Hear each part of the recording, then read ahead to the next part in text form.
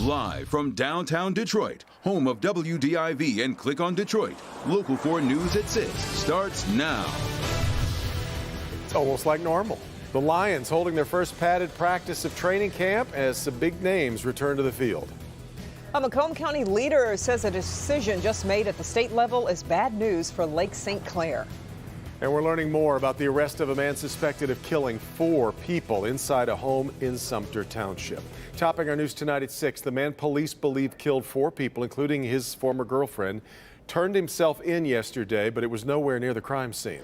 Raymond Lee Bailey walked into the Bay County Sheriff's Department and surrendered without incident. Police heard he'd been sending people text messages admitting to the crimes. Victor Williams spoke with the local police chief, who says he has never had to deal with a case like this one. Victor. Yeah, well, the Sumter Township police chief told me that he had never dealt with anything of this caliber before in the city limits. But he did tell me that it was a race against the clock before the suspect decided to turn himself in to get that man off the streets. Prior to turning himself in, quadruple homicide suspect Raymond Lee Bailey was on the run after allegedly killing his ex-girlfriend and 3 of her family members at this Martinsville Road home. He abandoned his vehicle just outside Bay City. Sumter Township police worked pretty closely with Bay City police, hoping to find the suspected killer when all of a sudden everything changed Sunday night. He walked into one of their substations or their main office, turning himself in. Bailey willfully gave himself up to police in Bay City, but now he's back in Sumter Township where he'll be tried in court. He was transported back here into our custody last night, and he is currently lodged at our facility, at our lodging facility. Police Chief Eric Luke would like to thank all agencies involved in pursuing Bailey, but ultimately wants the family of the victims to find some sort of peace. We are working, and we have since the get-go, and working, doing everything we can possibly do to make sure, you have the investigation and now you have the apprehension. Well, there's also, the court process, and we want to make sure we're covering all bases for the family so we can give them closure. And at this point, all that's left is a list of charges that need to be filed against this man. And then, of course, after that, his court date. So we, of course, will keep you posted on that entire legal process. Victor Williams, Local 4. Okay, Victor. Well, the state says no. That's the word from Eagle today on a permit request for a major drain overhaul in Macomb County. Public Works Commissioner Candace Miller is not pleased and says there are consequences for Lake St. Clair. Mara McDonald is live in St. Clair Shores tonight with more. Mara. Kimberly, what we've got here is a fundamental difference of opinion between Candace Miller's Public Works Office and Michigan Eagle. Let me explain. It was a $30 million proposed upgrade to the Chapiton drain that would have increased stormwater storage capacity to prevent overflows into Lake St. Clair because of heavy rains. But tonight, the state says no. I'm incredibly disappointed, and I think we have a major disagreement between us and the Department of Echo.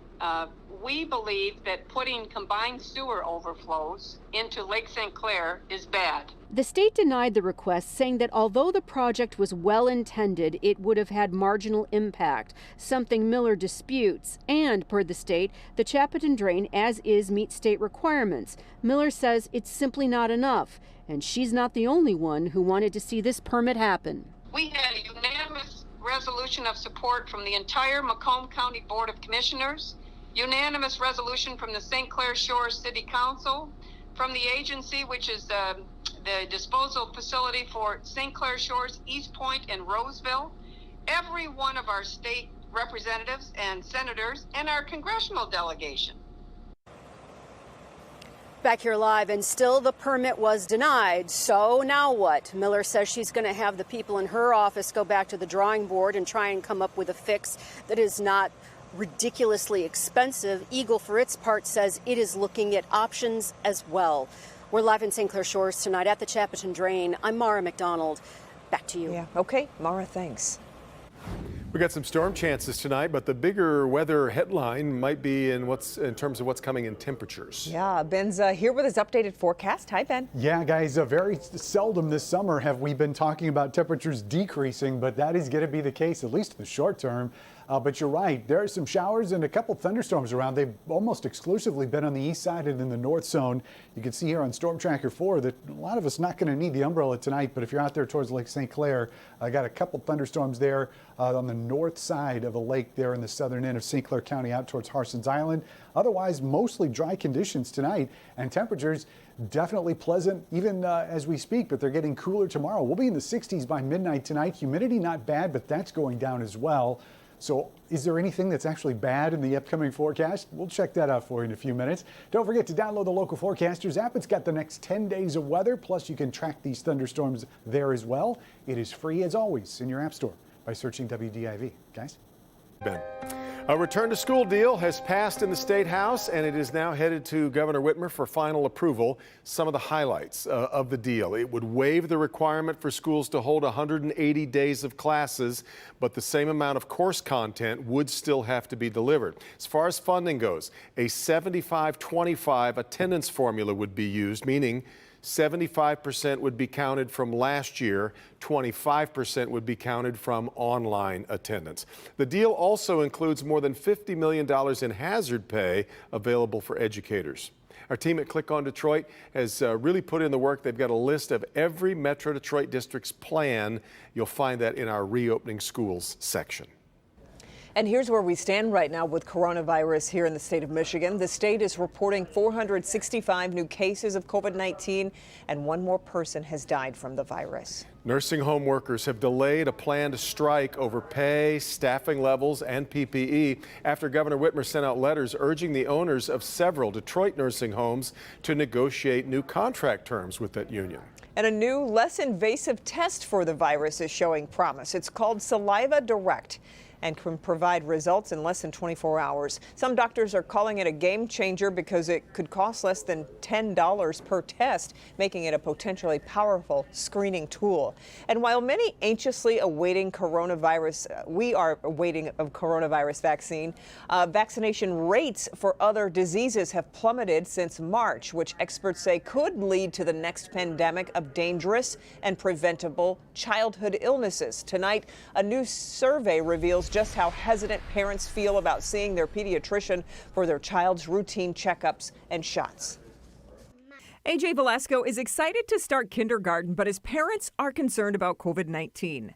I do think that they're going to be doing their best to keep the classrooms clean, sanitize, students wearing their masks. It's not just COVID parents have to worry about, but other infectious diseases as well.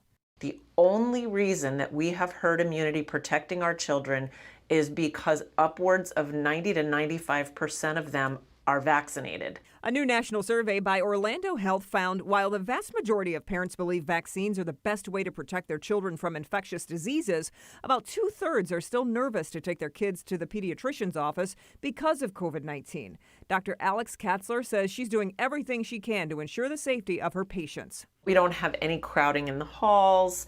There's one family at a time. No one sits in the waiting room anymore.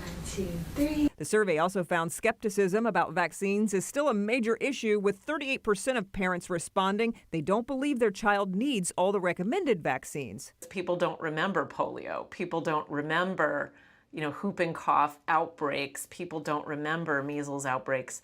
Those are, because of vaccines, a thing of the past. We'd like to keep it that way. As for AJ, he's up to date on his shots and ready for his first day. Not only are we protecting our son, but we're doing our best to protect others in his school and in our community at large. And Dr. Katzler is contacting families in her practice directly to help them overcome barriers to their wellness checkups, whether that's nervousness about COVID-19 or loss of employment or insurance. A lot later than we all expected, but the Lions are officially beginning training camp in pads. Jamie Edmonds was there for day one and joins us now. Jamie, we had some major differences today. That's true, Devin. When I first arrived, I got my temperature taken at the front door. Then I had to walk around the building to the designated area where my credential allows me to be. Everyone was social distancing and wearing masks. But if that's what it takes to have football, everyone here is all in. There were signs of the times all over Allen Park today, being COVID smart, as Danny Shelton put it. Mask up. but the overall feeling was that of excitement. Football is back as the Lions held their first day of padded practice. Like, man, I was like, how good was that? I mean, like, just to be able to go out there in equipment and play the game that we love so much. The Lions have fewer than 4 weeks to prepare for the Chicago Bears, and that's without any OTAs or preseason games. The good news, Matthew Stafford is back to 100%. Kenny Golladay and TJ Hawkinson also returned from injury and look better than ever.